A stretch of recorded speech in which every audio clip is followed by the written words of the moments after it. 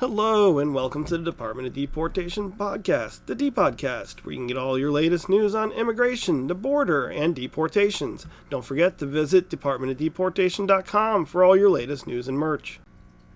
On this episode, we'll be discussing how Guantanamo Bay is back open for business for at least 30,000 illegals. We'll talk about how 4 sanctuary cities are being sued, we'll take a look at some more FAFO, and we'll take a detailed look at some Chinese immigrants being smuggled into Coral Gables, South Florida. Right now, we're concentrating on public safety threats and national security threats. Anybody in the country illegally, they're on the table, but we're going to go after them in a prioritization that makes sense. The worst first. The president is now planning to send tens of thousands of undocumented migrants to Guantanamo Bay. So, where are we going to put the worst first that Tom Homan was talking about? Well, obviously Guantanamo Bay. If their original countries won't take them back, or if we think that they're a danger to the public and we don't think that they can necessarily be released.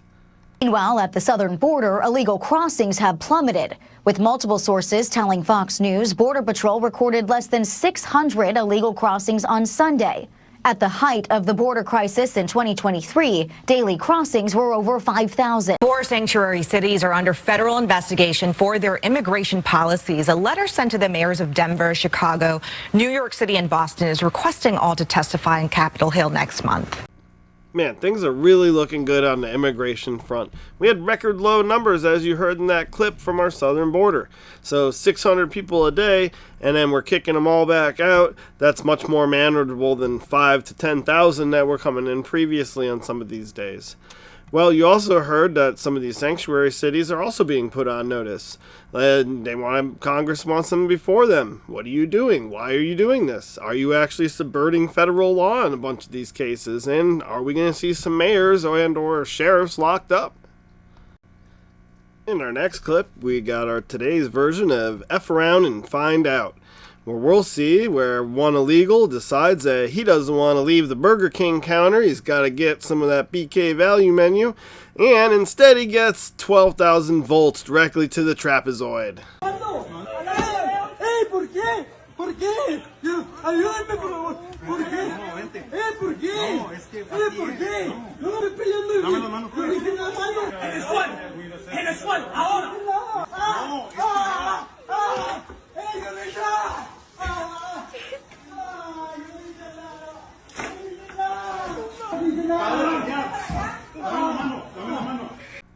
In our final clip of this episode, we'll take a look at Coral Gables, South Florida, where some immigrants were being smuggled in illegally, and it appears to be almost exclusively Chinese illegals.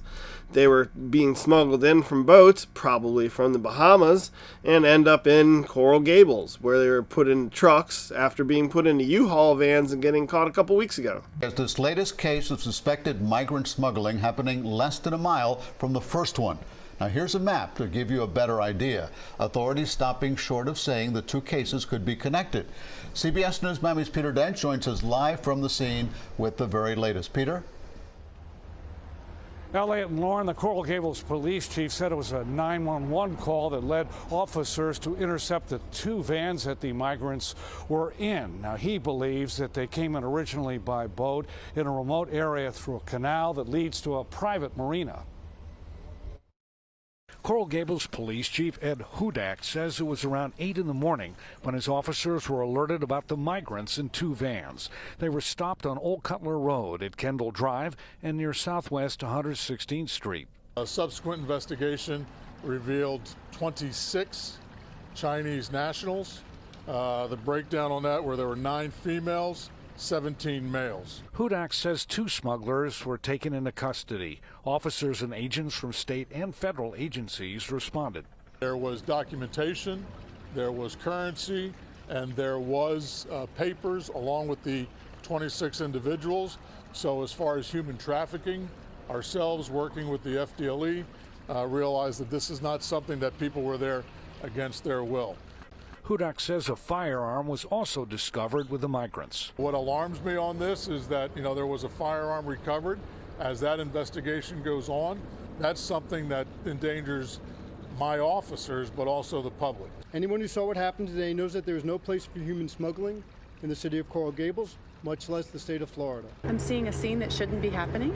This woman who lives across the street from where one of the vans was stopped did not want to show her face, but she did share these photos. I have a little empathy for people wanting to make a better life, but they need to do it the right way. In another incident, not far from there, just 11 days ago, Coral Gables police stopped a U-Haul van with 21 mostly Chinese migrants in another smuggling operation. So that shows us a few things. First off, there's a wide variety of people still culturally enriching our nation right now. Even though we locked down the Mexican border, perhaps we need to focus some resources on southeast Florida and our coast. And also, look at the wide variety of people being smuggled in. These ones happen to be Chinese, and they were Chinese most recently before that too in the same area. Guaranteed that these are connected even if the police don't want to say they are. Also, they had a gun, but that was probably the smuggler's gun to keep the immigrants in line while they shipped them off to who knows where in our country. Well, that concludes this episode. Don't forget to visit DEPODcast.com to buy any of the shirts you saw in the background here and to sign up for the latest news.